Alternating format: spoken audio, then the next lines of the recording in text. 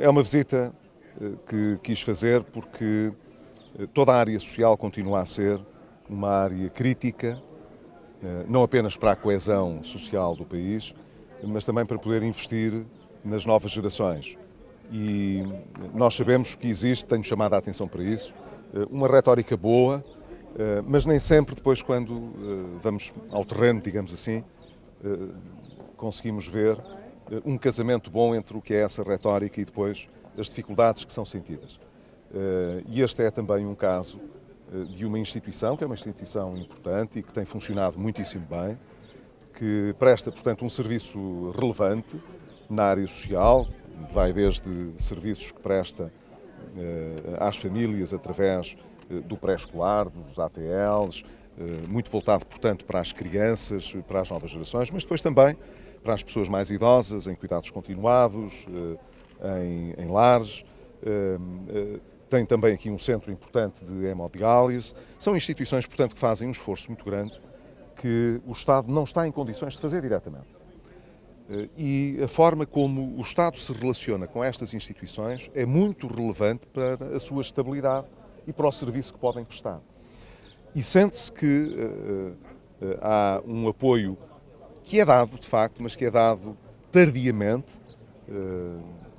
Ainda não há muito tempo houve uma cerimónia em São Bento em que o Primeiro-Ministro fez questão de recordar os apoios que eram dados a mais de um ano de vista ao setor social, já desde o tempo do engenheiro Guterres, mas a verdade é que eu lembro-me bem, quando cheguei ao Governo, das dívidas que o Estado tinha a estas instituições. E a primeira coisa que procurámos fazer foi regularizar essas dívidas e depois procurar com elas uma programação atempada, quer dizer, assinar um acordo que valesse realmente por 3 anos, mas que pudesse estar fechado no ano anterior ao início do contrato de programa.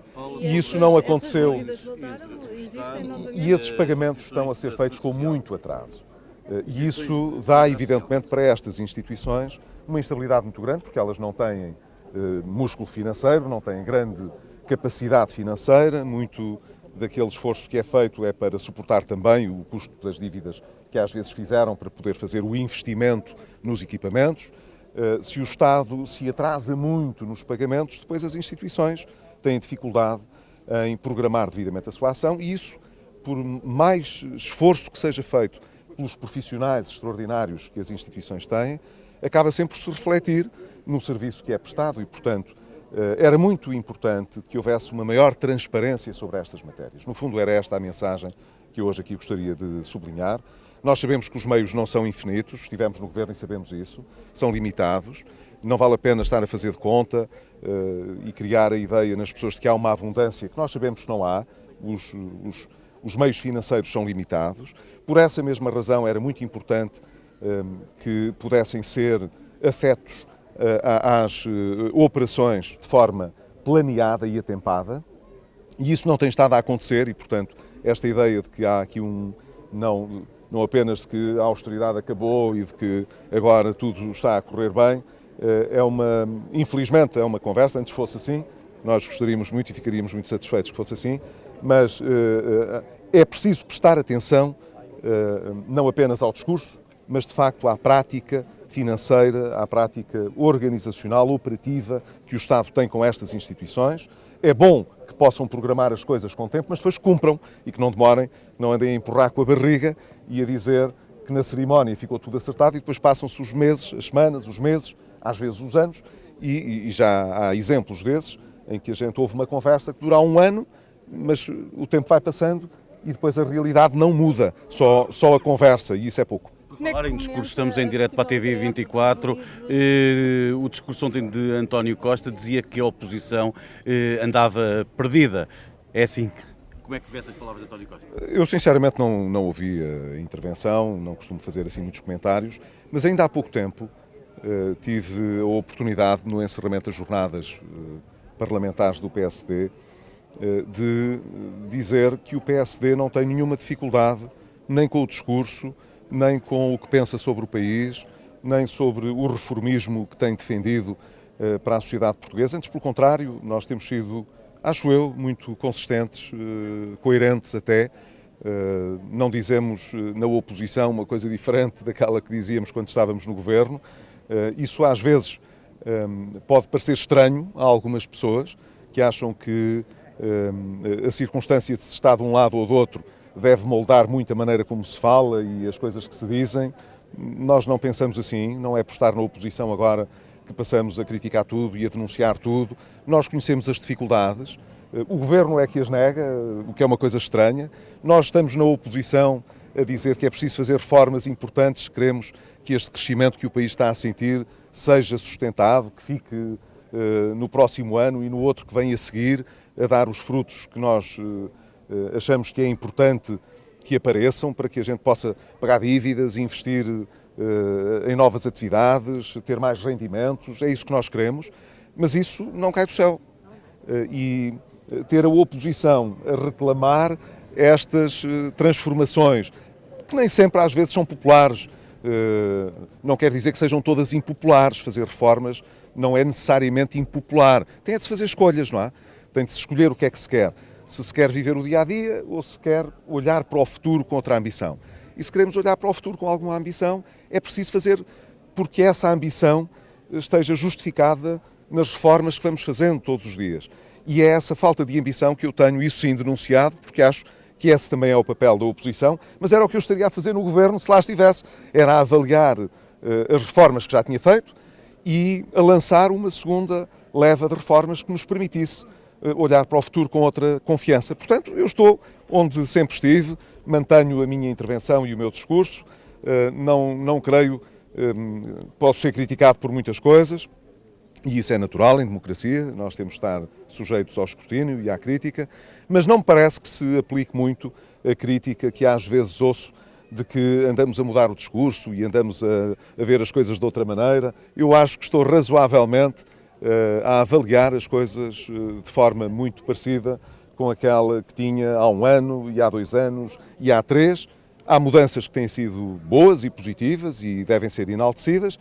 Há outras que respeitam à inação, a uma retórica que casa pouco com a realidade e, portanto, a irrealismo que vamos notando no governo, que não pode ter o meu apoio, evidentemente, e eu acho que é justo que o possa sublinhar. Os juízes ameaçam com greve, uma greve essa que pode colocar em causa as eleições autárquicas. Como é que comenta? Nós vamos, já esta semana, ouvir todos aqueles que têm com responsabilidades do lado dos magistrados feito essa posição e essa denúncia. Sabemos que há um compromisso do Governo em apresentar a reforma ao nível dos estatutos dos magistrados e sabemos também que existe uma insatisfação grande do lado dos magistrados com aquilo que foi a primeira iteração, digamos, deste processo do Governo com as magistraturas. É uma área sensível que acompanhamos com muito cuidado. Esperamos que possa existir uma solução que evite uma situação mais extrema como essa.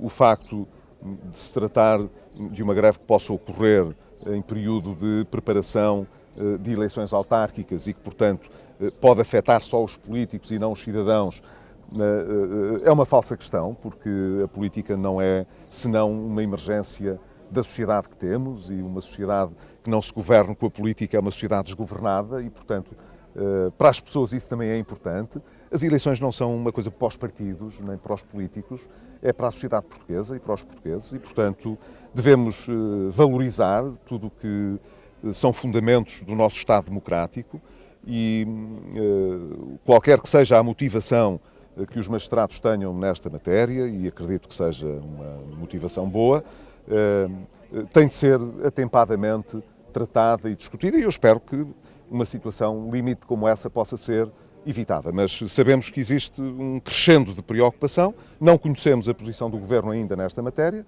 esperamos poder conhecer isso quando a Sra. Ministra for ao Governo, for ao Parlamento dar explicações sobre o que se está a passar, mas não deixaremos de ouvir também os magistrados para nos apercebermos um bocadinho melhor do que é que tem motivado esta reação mais forte que eles têm vindo a expressar. O Primeiro-Ministro... A investigação que está a ser feita ao chefe das secretas, que neste momento está debaixo de alguma polémica. Investigação?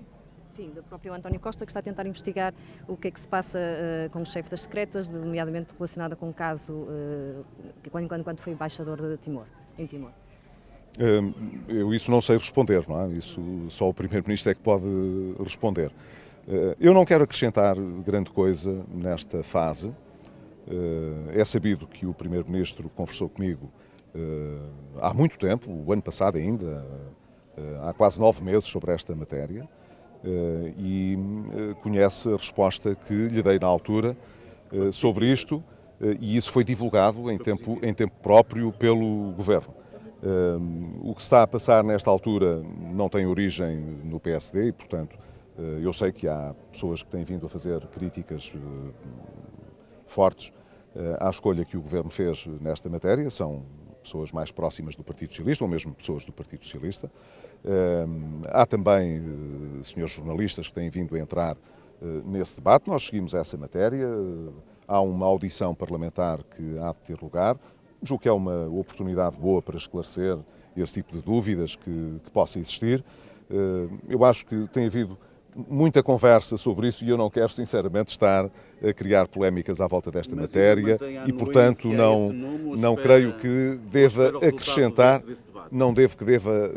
acho que não devo acrescentar nesta altura mais nada para este processo. Trata-se de uma escolha que o Governo deve fazer, é importante ter isto presente, é uma escolha que o Governo deve fazer. Quando o Primeiro-Ministro me deu conta da intenção que tinha e não fez o convite antes de ter a minha anuência, procurou obter esse conforto do lado do PSD e nós demos esse conforto. Portanto, isso são factos que são conhecidos e eu não quero estar a acrescentar mais nada sobre este assunto. Não somos, portanto, quem está nesta altura a levantar objeções ou problemas à volta desta matéria. Não quer dizer que não estejamos atentos àquilo que se está a passar.